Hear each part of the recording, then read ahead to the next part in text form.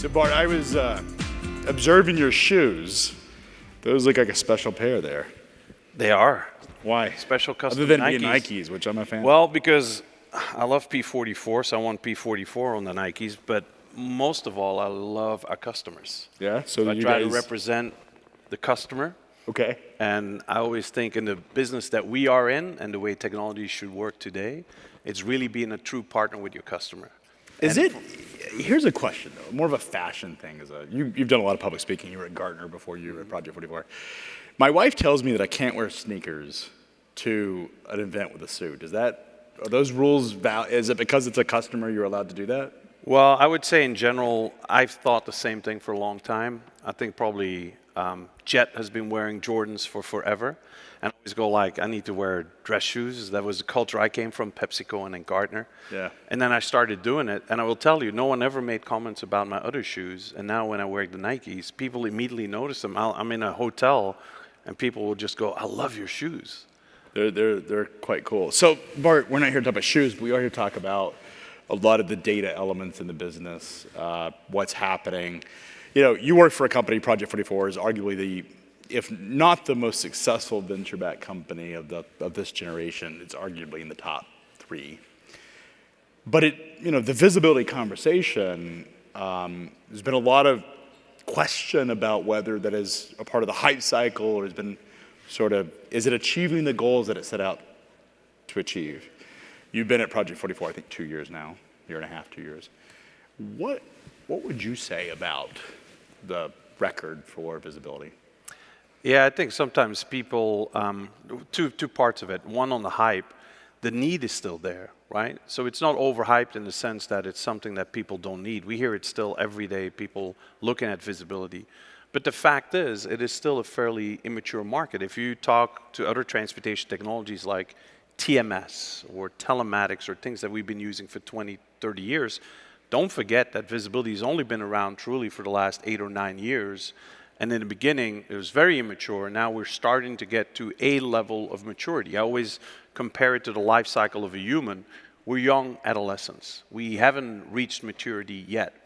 So the question is always, how well do you continue to evolve that?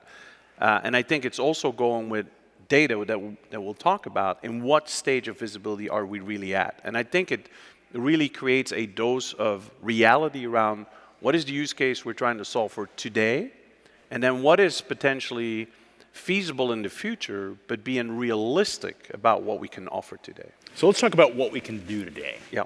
So as all technologies that are new and emerging, there's always the hope that it can accomplish these great things. It often doesn't live up to the super hype that it's set out for, but it does achieve some things. What is visibility today's capabilities that it's truly, if someone came to you and said, hey, what can you absolutely promise that it can do today? Yeah, well, most of the companies that are still struggling around visibility is really just very basic understanding, where's my product, right? The Wismo, where's my order? Where is that product? Maybe if it's over the road, if it's maybe multimodal ocean, where is that container stuck at the port? And we see it because we see it in the data. There's so many of these customers whose containers are stuck at the port going into demurrage. They have no idea. They have no visibility to that. And they're very happy. They're not happy, but they're not aware that they're paying millions of dollars for all those demurrage fees. So visibility today can help with that, independent of mode, independent of where you are in the world, multimodal international movements to really understand where is my order, when is it going to get there, and how do I achieve the most efficient way of getting it there at the lowest cost, meaning not lowest rate, but not truly having the lowest rate, meaning you're not going to have all these demurrage, detention charges, penalties when you go and deliver it. And that is a reality today. So you can achieve, so somebody said, hey, I'm looking to know where my stuff is and to make sure I can manage my detention and my demurrage. That is something that it absolutely can do today. Correct. So let's talk about what it can't do today. That oftentimes when there's implementations that customers are frustrated, what are the things that customers anticipate it can do that just frankly isn't there today? The capabilities just aren't there. Yeah, I always refer to it as 5 stages, right? And one stage is building the network. We've built a network, we continue to extend the network, because we all know transportation is incredibly segmented, right? So it would be foolish for any vendor to say, we've connected to every logistics provider around the world. It's an ongoing process. We'll probably never be finished with that. The second part is then making sure you have all the data. So the carriers are compliant, they give you all the data, and they consistently give you data. That's still a struggle today. That's why you don't have 100% compliance. But then again, people that are used to technology, they, for example, implemented demand planning, you wouldn't get 100% compliant forecast when you start that. The best of companies, like I worked with for PepsiCo for 10 years, with a new company or new technology, you would start at 40%. And then if you're best in class, you have 70 to 75%. Unfortunately, with visibility, there's this notion that day one, you get to 100%, which isn't the case. Now, you're also asking, what is not yet there? Well, we can provide those ETAs. We can provide you the insights similar to what you guys do with sonar. What you can't do yet, although we can predict things, we can prescribe things, potentially we could automate things, is that companies really don't have the maturity or don't have the processes in place to take those insights, to make real-time decisions, and even potentially to execute in real time on those real-time decisions. But that's not a technology issue.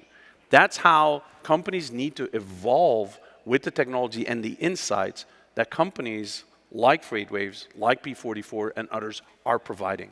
So let's talk a little bit about companies that you work with and talk about the onboarding process. So part of the, I mean, you were at Gartner. You know the hype cycle. You guys have sort of created the whole hype cycle concept around it. Oftentimes, customers buy technologies and are frustrated with the outcomes. We talked yesterday with Pete about TMSs being a constant struggle. How does the visibility providers, how have you guys matured, and perhaps others in the industry matured their onboarding process to ensure that customers get what they expect, and also they build processes around those successful implementations?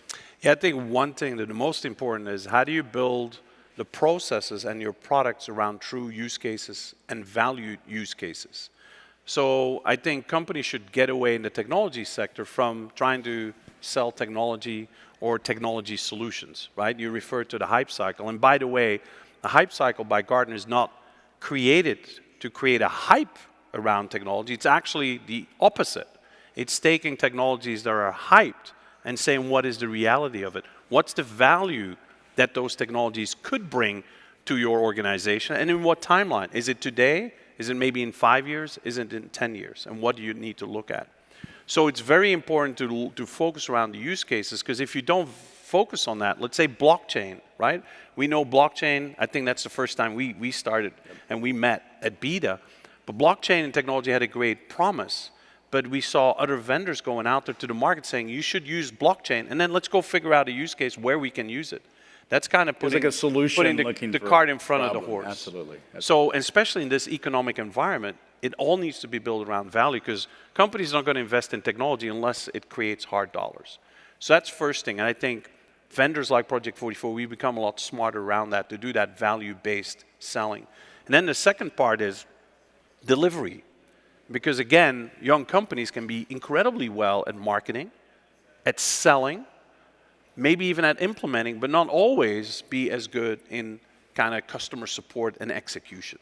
And that's become a lot more important. I would say we made massive amounts of progress there the last year and a half, to making sure that all the promises that were made and things around compliance are being more automated. We achieve higher levels of compliance, and customers are happy with the solutions.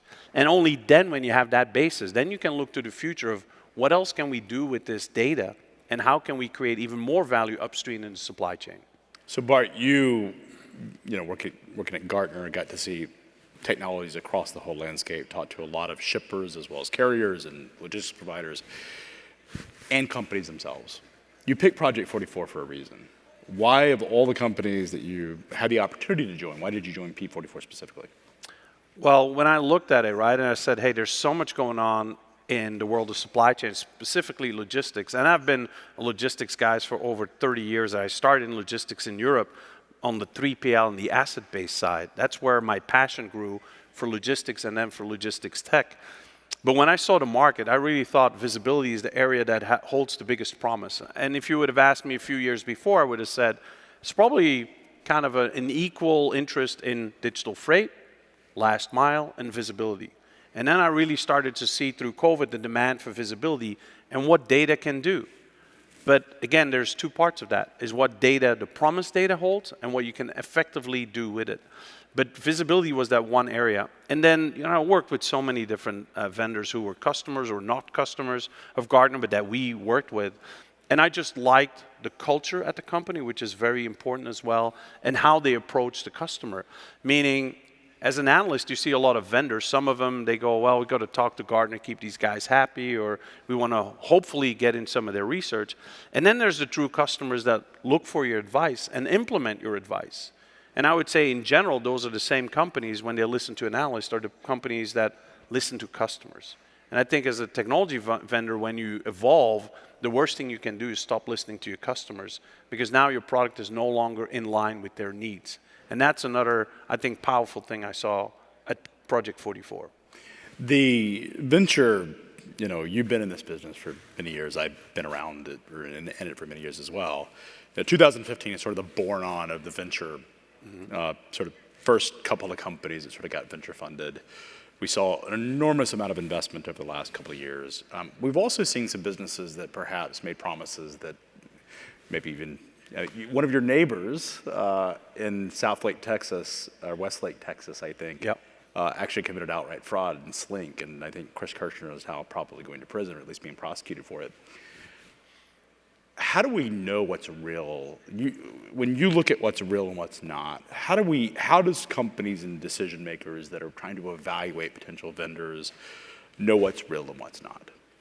Yeah, it's very difficult, right? And again, as part of Gartner, I advised a lot of venture capital private equity companies who were investing at the time. And digital freight was a good example where everyone on their business case was saying, well, we're going to grasp a part of that $1 trillion business. But at the time, most digital freight providers only were competing with spot market, which is a very small part of that $1 trillion business. For the most part, they're freight brokers, were they not? Correct. They became true digital freight brokers, but a lot of it in the beginning, it was like, let's just get you the cheapest rate from any source possible.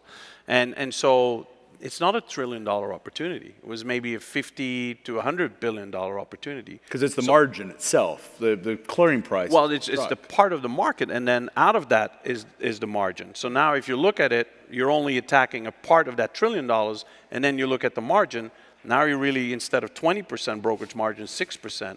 Now you're looking at a really small opportunity. And that's where I think the venture capital market thought, well, we're going to have this big part of a big slice. And it was actually a small part of a much smaller slice.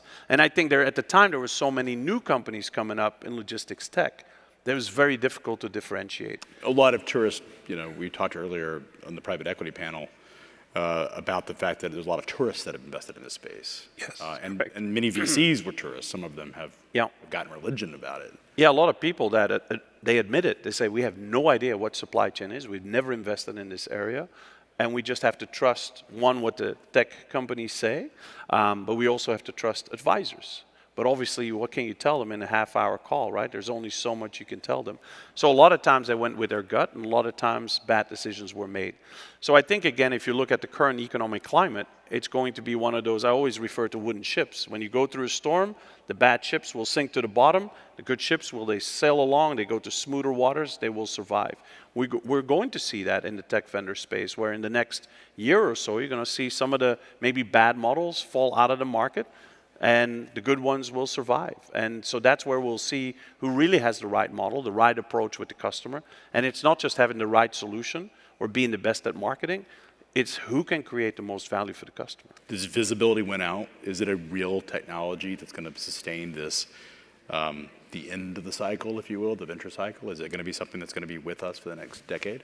It is, but you got to see it as a true platform. It's a network. Everyone needs a network. Networks evolve just like telecommunication networks. It's the data, but what we're now starting to see is the data isn't just used at the execution level. Now we're starting to see it go into logistics execution, transportation planning. We're working with partners where we pull it up all the way into supply chain planning.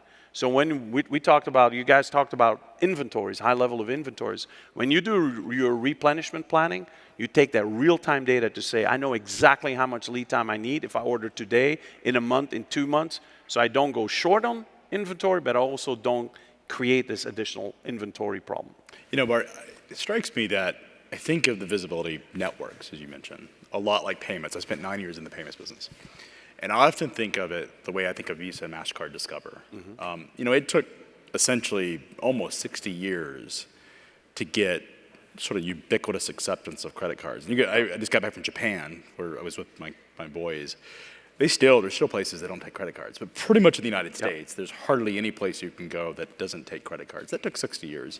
I often think about the visibility networks much like that. And I think the expectation a lot of customers have is that visibility is 100%. As soon as I bring it online, I'm going to have every single provider, every vendor, every capacity mode across the planet is going to be instantly visible. And I think your message today is that expectation is wrong.